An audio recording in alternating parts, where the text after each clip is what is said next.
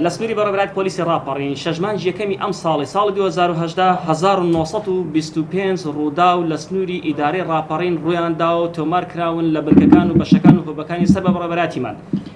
لەو ژماری 1925 ڕووداوە 1044 ڕوودا و لە سنووری بەشی پۆلیسی ڕانیەوە و هەروەها 654 لە سنووری بەشی پۆلیسی پشدەرە. 1925 دۆسیە تۆمار کراون واتە لەکۆی ئەم ڕووداوانە لە بەشەکان کە تیایدا 1008 دۆسیە بە ئەنجام گەیاندراون بە داخستن و بە هەروەها هەواڵەکردن بۆ دادگای تایبەتمەندەکان بە گوێرەی مادەکانیان. 970 دۆسیەش لەژێر لێکۆڵینەوەدا ماوەتەوە و ئیجراعاتی لێکۆڵینەوەی تێدا بەردەوامە.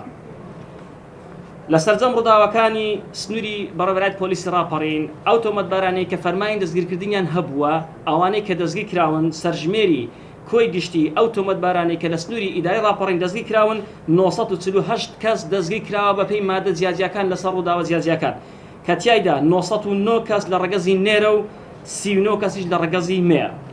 بەڕێزان ئەو ڕووداوانەی کە زۆر گرنگن بەداخەوە کە ڕوویان داون لە زۆربەی شوێنەکانی هەرێمی کوردستان ئێمەش بێبەش نەبووین لەم ڕووداوانە لە سنوورەکەماندا کە تیایدا 68 کەس لە ڕووداوی جیاجیا بەداخەوە گیانیان لەدەستداوە.